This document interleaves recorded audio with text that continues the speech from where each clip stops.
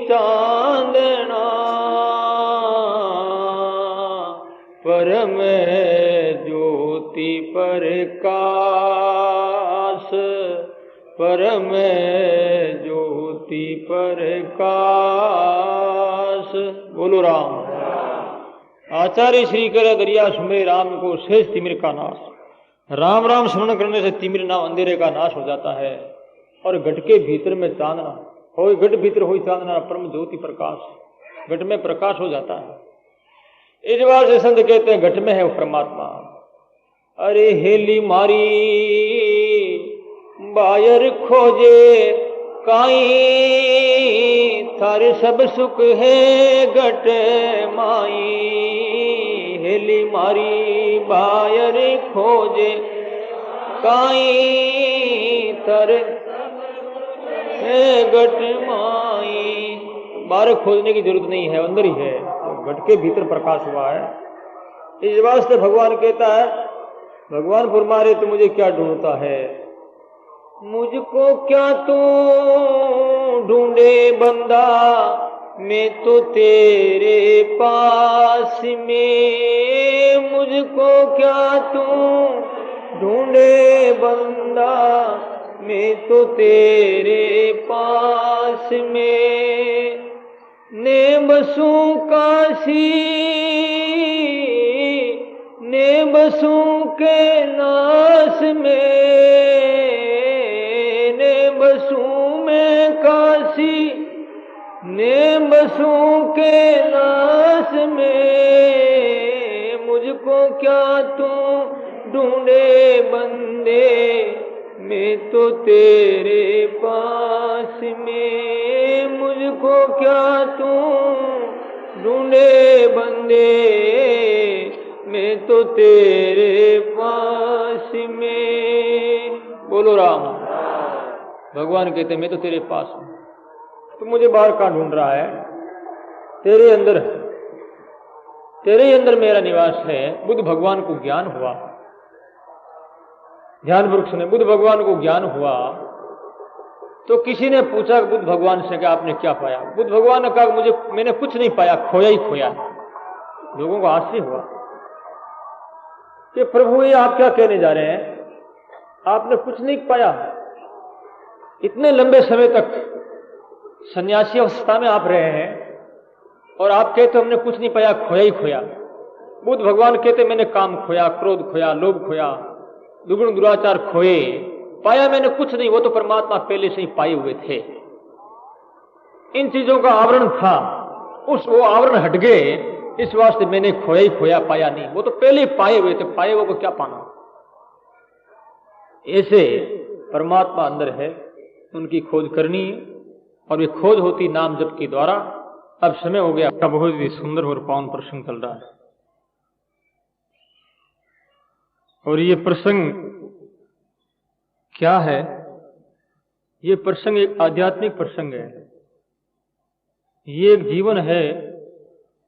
इसे हम प्राण भी कह दें तो अतिशयोक्ति नहीं होगी, क्योंकि प्राण भी जाते हैं, रहते नहीं।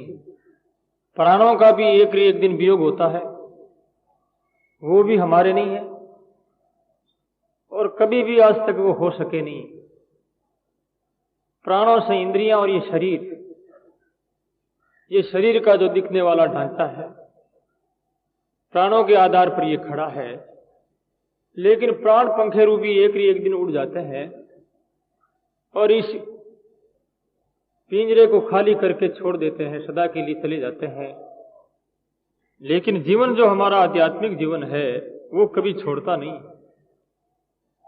वो तो सदा पकड़े रहता है और हर हालत में, हर परिस्थिति में, सुख में क्या, दुख में क्या, रात में, दिन में, जागृत सुषुप्ति, स्वप्नावस्था, सभी अवस्थाओं में ये हमारा जीवन हमारे साथ, हमारे टच किया हुआ, हमारे से जुड़ा हुआ, सदा ही हमारे प्रति समर्पित है।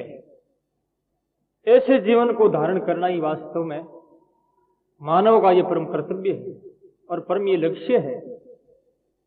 इस वास्ते इस प्रसंग को हम जीवन कह दें, प्राण कह दें, और प्राणों से भी बढ़कर आत्मा कह दें, क्योंकि जो साधन आत्मा की जानकारी करवाते हैं वो साधन आत्मस्वरूप ही माना गया है। परमात्मा की प्राप्ति प्रकाश के द्वारा, ज्ञान के द्वारा होता है। ज्ञान के द्वारा परमात्मा की प्राप्ति हुई तो ज्ञान क्या हुआ? ज्ञान भगवत स्वरूप हुआ है। इस वास्ते नॉलेज इज गॉड और गॉड इज नॉलेज, यानी ईश्वर ही ज्ञान है, ज्ञान ही ईश्वर है। ज्ञान में ईश्वर में कोई अंतर नहीं। इस वास्ते श्रीमद् भगवद गीता में रीते ज्ञानान मुक्ति, ज्ञान के बिना मुक्ति की प्राप्ति नहीं होती है। ज्ञानवान माम प्रपद्यते, भगवद गीता में भगवान कहते हैं ज्ञानवान जो होता है वो मेरी प्राप्ति करता है। इस वास्ते प्रभु को ज्ञान स्वरूप मान ले अथवा परम प्रेम स्वरूप मान ले, या यूं कह दे भगवान को आनंद रूप मान ले, या सत्संग के पावन प्रसंग रूप मान ले, एक ही बात है, बात दो नहीं है। इस वास्ते सत्संग की जो महिमा और महत्व है वो परमात्मा जैसा ही है, अथवा परमात्मा से बढ़कर भी बता दें तो भी ठीक ही रहेगा, बुरा नहीं होगा। क्यों कि कई संतों के जीवनियां और उनकी ऐसी देखने में पाई है कि उन्होंने सत्संग को छोड़ करके बेकुंठ जाना भी पसंद नहीं किया। महान पुरुषों के और सदगुरु के सानिध्य का अनुभव में जो उन्होंने अनंत सुख का, उनकी तृप्ति का जो अनुभव किया है, वो तृप्ति में जितना जो आनंद आया है उस आनंद के सामने बेकुंठ, स्वर्गलोक और ये मुक्ति भी कुछ नहीं है। क्योंकि श्रीमद् भागवत में भगवान श्याम सुंदर कृष्ण ने बड़े ही मार्मिक शब्दों में कहा, तूलयामी लवे नापी ने स्वर्गम ना पुनर्भवम, भगवत संगी संग से मर्त्या नाम की मुतासित है। लव निमिष मात्र का जो सत्संग है उस सत्संग के सामने स्वर्ग का सुख जो है, इंद्र का सुख, मनुष्य की अपेक्षा राजा को 100 गुना सुख है, राजा से 1000 गुना सुख जो है, देवताओं को देवताओं से लाखों गुना सुख जो है इंद्र को है, इंद्र को करोड़ों ही गुना सुख जो है ब्रह्मा को है, ब्रह्मा से करोड़ों ही अरबों ही गुना जो है बेकुंठ में सुख है। और बेकुंठ भी कुछ नहीं सत्संग के सामने। ये भगवान के वाक्य है, ये किसी कोई पामर आदमी के या कोई लोकल साधारण व्यक्ति के अथवा कोई लोभी और लालची के शब्द नहीं है। ये शब्द है अनंत कोटि ब्रह्मांड नायक के। इस वास्ते आप्त वक्ताओं के जो शब्द होते हैं वो नपितुल्य, मार्मिक और वास्तविक शब्द होते हैं, उनमें रहस्य और तत्व भरा रहता है। इस वास्ते उनका शब्द भगवान के शब्द है। ये तूलिया में लवे नापी न स्वर्गम ना पुनर्भवम, स्वर्ग कुछ नहीं है तो मुक्ति भी कुछ नहीं है। ऐसा सुख सत्संग का कितना सुंदर ये प्रसंग है। ये पावन प्रसंग आज हमें प्राप्त हुआ है और ये हमारे सामने उपस्थित है, तो हमें अपने मन में बहुत ही बहुत धन्यवाद की स्मृतियां को लाना चाहिए, याद करना चाहिए कि आज मैं धन्य धन्य सुन उमा सुन, आज मैं बहुत धन्य हूं। यदि भी जगत में मेरा कोई भी आदर नहीं है, अवेलना है, तिरस्कार है, गुरु जी कह रहे हैं काकभूषण जी से, आज मैं धन्य हूं, बहुत धन्य हूं। यदि भी सब विधिहीन इस दुनिया के व्यवहार से, दुनिया की चतुरता से, समाज की प्रतिष्ठा, व्यवहारिक ज्ञान से भी मैं हीन हूं, परंतु भी मैं धन्य धन्य हूं। क्यों धन्य धन्य हूं? कि प्रभु ने मुझे आप जैसे महापुरुष का संपर्क कराया है, आप जैसे संत के पावन प्रसंग का अवसर प्राप्त किया है। ऐसे अवसर का उपयोग मैं करूं और कर रहा हूं, इसलिए मैं धन्य धन्य हो गया हूं। तो हम लोगों के मन में ये होना चाहिए कि हम धन्य है। ये विश्वास ही तो काम करता है। आप स्वर्ग में भी बैठे हैं और आपका विश्वास नहीं है, आपके मानसिक जो है चिंतन आपको खा रहा है, तो स्वर्ग भी आपका नरक बन गया। कि वो मानसिक संतुलन बिगड़ा हुआ है। पागल आदमी को पागल खाने में भर्ती करके डॉक्टर लोग ट्रीटमेंट करते हैं, पागलपना खत्म करते हैं और उनका पागलपन समाप्त हो जाता है। उसके बाद वो देखता है, सोचता है कि ये मैं किधर कहां आ गया मैं। जब तक ये संसार का पागलपन अंदर घुसा हुआ है, कूट कूट करके भरा हुआ है, तब तक पागलपन की महसूसता नहीं होगी, उसके बारे में ज्ञान नहीं होगा, और ज्ञान बिना दुख नहीं होगा और दुख के बिना उनका छुटकारा नहीं होगा। पागल आदमी ठीक हो जाता है तो वो मन में सोचता है मैं कहां आ गया यहां। उनके मन में इतनी घृणा हो जाती है अपने आप में, अपने आप से, कि ऐसे कैसे मेरा दिमाग खराब हो गया जो मैं यहां आ गया, यहां तो मुझे आना ही नहीं चाहिए था। ज्ञान होने जाने के बाद में फिर वो कभी भी पागल खाने में जाने की कोशिश नहीं करता है, कभी नहीं करेगा।